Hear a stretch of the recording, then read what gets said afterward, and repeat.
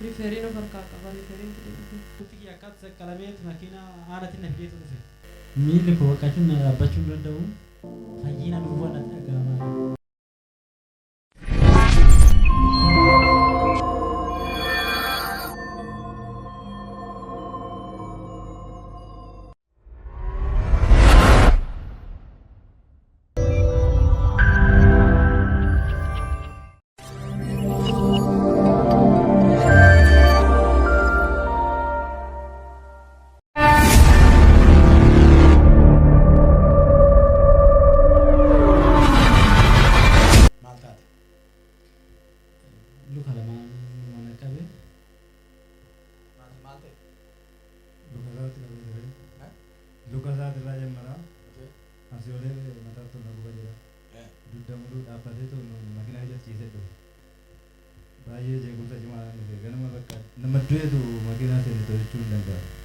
Ishi baay'ee jeequmsa cimaa dhufe sararaan keessuma dudda jedhaa dudda akkaatti qabatee deemaa isaan booda luka isaatti jeequmsa qabatee Riferino farkaka riferin Riferii eessatti?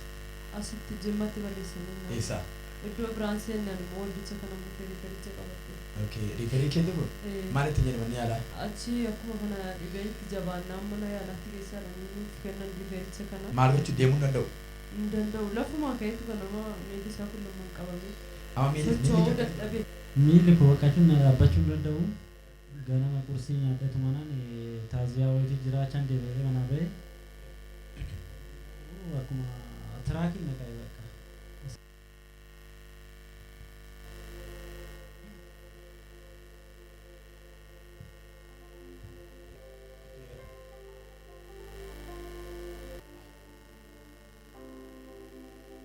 Yan du'a nama kana beellamni isaan darba maqaa gooftaa Yesuus du'a sana godhu. Beyesuus Kiristoos abidda opereeshinii hafuuraa ta'u maqaa gooftaa Yesuutiin. Beyesuus Kiristoos abidda abidda abidda abidda abidda abidda abidda rifeensa mataa amma qeensa miillatti abidda abidda abidda. Phaawulos amma du'ee nama gumaata otuu jedhanii eeganii bofa ittiin hiddame sana abiddatti gad urgufeedha. Otuu amma du'aa isaa eeganii inni darbee wangeela isaa lallabuu itti fufe. Yeroo du'a nama kana eegame maqaa gooftaa Yesuutiin gammachuutti naanna'eera. Namni mana harka mirgaan fuudhe ameen jedhu.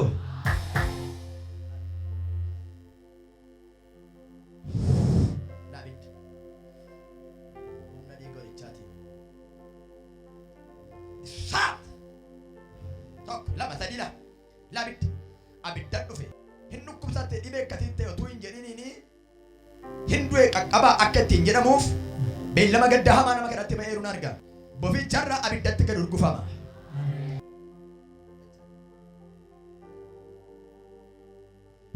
Humna dhiiga Yesuus Kiristoos nama Naazreeti. Raasi godhe keessa maqaa gooftaa raasi. Abidda laa abidda fuura qulqulluu. Maqaa gooftaa maqaa Yesuusin abidda laa abidda. Narbii nama kanaa gadhiisi, qaama nama kanaa gadhiisi, hidda dhiiga nama kanaa gadhiisi, dugda nama kanaa gadhiisi. Isaat Yesuus Kiristoosiin. Isaat Yesuus Kiristoos abidda. Humna maqaa gooftaa Yesuusiin.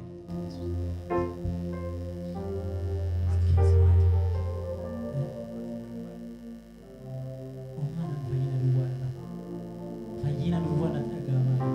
Dhugaa waaqayyoo ilaala nutti humnaan deemu ture ture nama naan deebisa. Ammaas wantu kaanii miti. Amma deebirechi. Yoo yaa faarjuu kan Yesuus Kiristoosiif.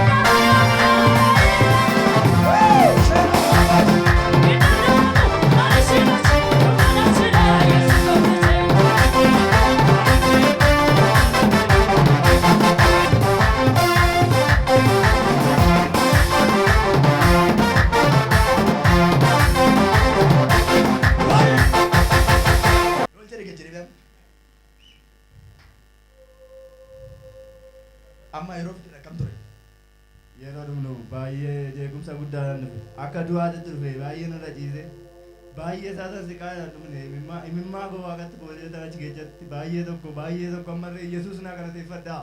Yeroo amma achi ol baate miilla kee kana ol kaasuu dandeessu ta'e. Cufaa kanaan koraa kan ol koruu danda'u gizeen achirraa ol lolsee iyyuu daandii akka dabsee girgiddaa jalaan akkaat bukkeedhaan dhufee mana kana seenu gizee akka isaan geenyu jechuudha asirraa madarakii kana koruu iyyuu jechuudha. Hummaa deemuu hin dandeessu.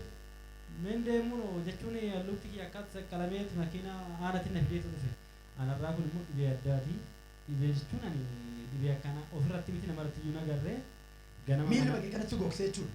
Kodumaan deemu akkas mana namaa wayii seenee akkas deebi'ee haasawatan tiraakii bakka allaqe natti kaadha inni hin bakka akkasii hin dacha'u.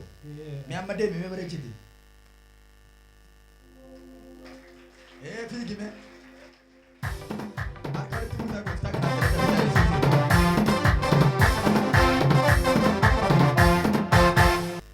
bara baraan guutummaa jireenya keetii harka waaqayyootti dabarseeti kenneera.